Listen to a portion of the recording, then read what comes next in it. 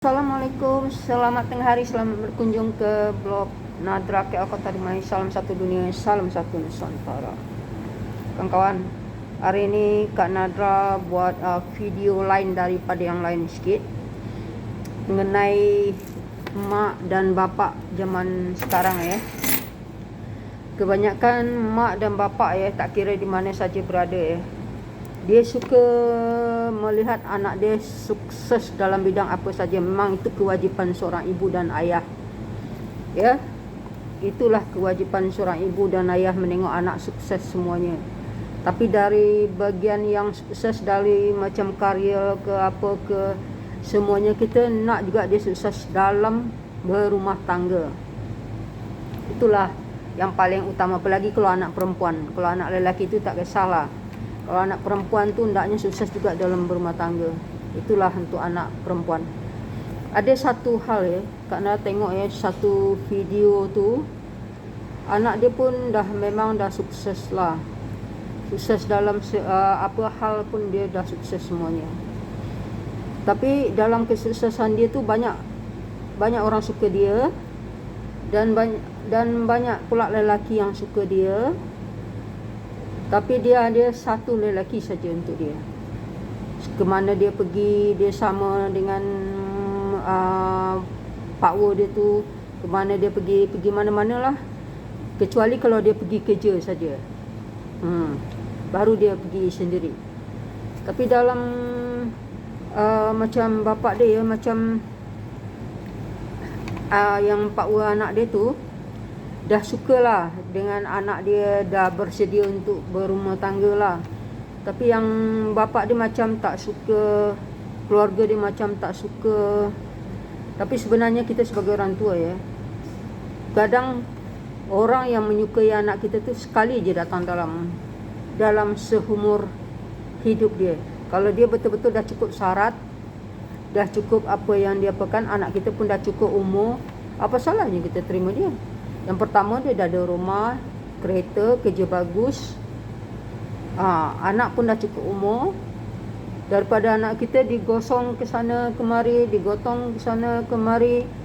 Dan nanti kalau kita halang nanti kadang-kadang orang yang kedua untuk anak kita pun belum tentu dia yang seikhlas yang pertama lagi.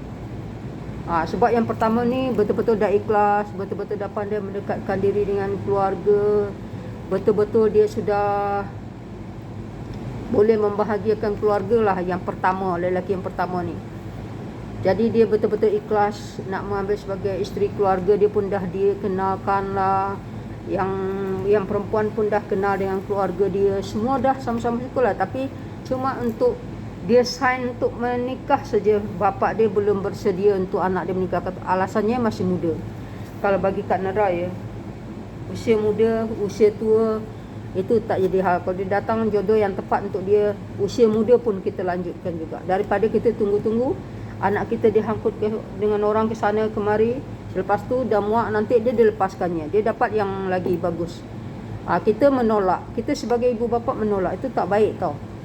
Kalau situlah jodoh dia, kita lepaskan elok-elok, kita bagi dia, ikhlaskan. Mungkin jodoh dia di usia muda, apa salahnya? Kadang orang bertambah dah berumah tangga, dia bertambah maju dia, karya dia.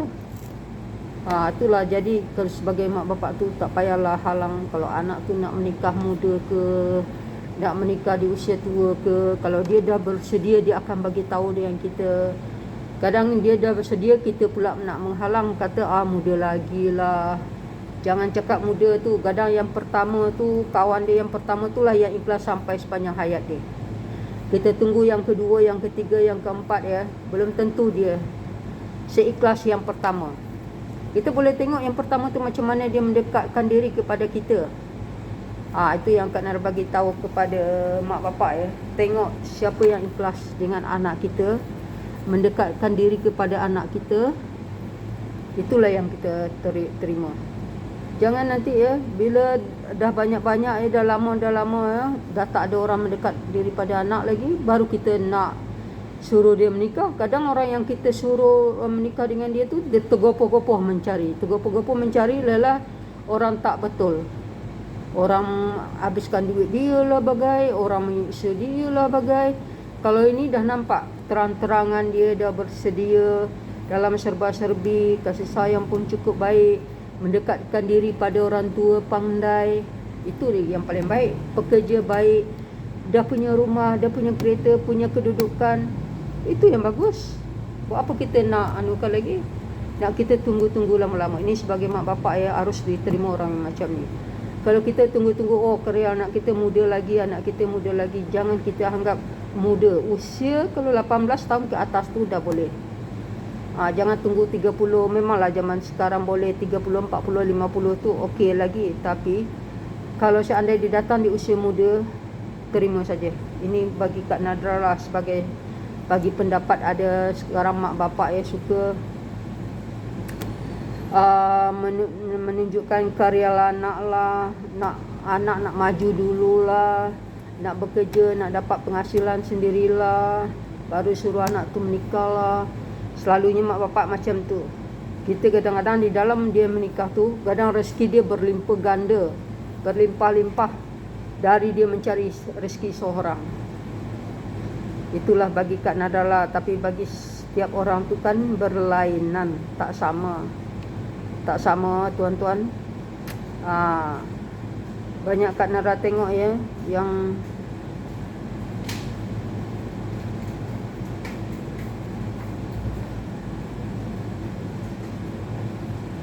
banyak yang Kak Nara tengok mak-mak macam tu lah. Tapi ada setengahnya, ada setengah tidak. Yang suka tengok anak dia dapat penghasilannya yang banyak, itu yang paling suka macam tu. Tengoknya anak dia penghasilan banyak, jadi dia tak bagilah anak dia dulu nikah secepat-cepatnya. Macam itulah dia. Tapi bagi Kak Nara sebagai dia, terima je. Di mana jalan anak kita harus diterima je. Tak payah kita tangguh-tangguhkan. Ini nasihat pada mak-mak, jangan kecil hati. Sebabnya apa? Kadang-kadang kita tunggu sampai yang pertama, kedua, ketiga. Yang pertama tu yang betul. Kita boleh menilai. Kita tengoklah dia punya mampu tak. Dengan keuangan dia, pekerja dia apa, dia punya rumah, dia punya kereta, itu tandanya dia mampu. Keuangan dia, macam mana dia dengan kita, macam mana dia pergaulan dengan anak kita. Selepas tu kalau yang lain nanti cuba tengok dapat tak yang macam tu. Kak rasa tak dapat mungkin. Tu yang Kak nak bagi tahu kepada mak-mak, janganlah memilih sangat. Terlalu memilih sangat jadi masalah.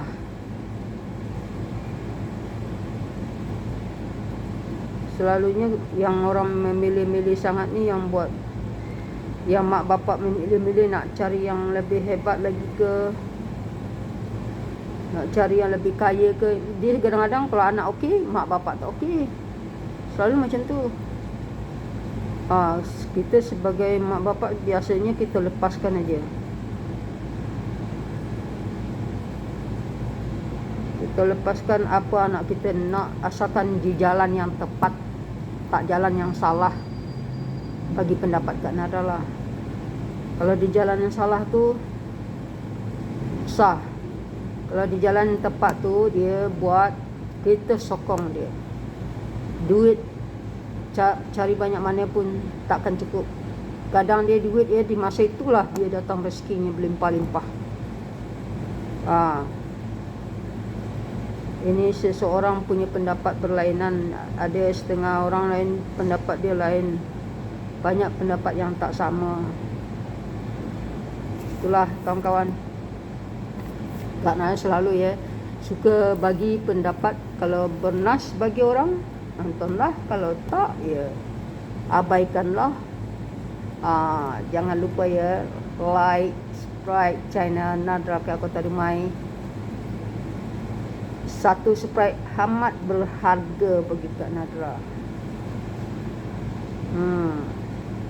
Satu Sprite sangat berharga. Mana yang dah Sprite Kak Nadra, minta terima kasih banyak-banyak. yang subscribe, yang dah follow Kak Nada, selalu komen, yang selalu setia dengan channel-channel Kak Nada. Terima kasih banyak-banyak. Semoga channel dia maju juga. Okay, Assalamualaikum. Sampai di sini dulu.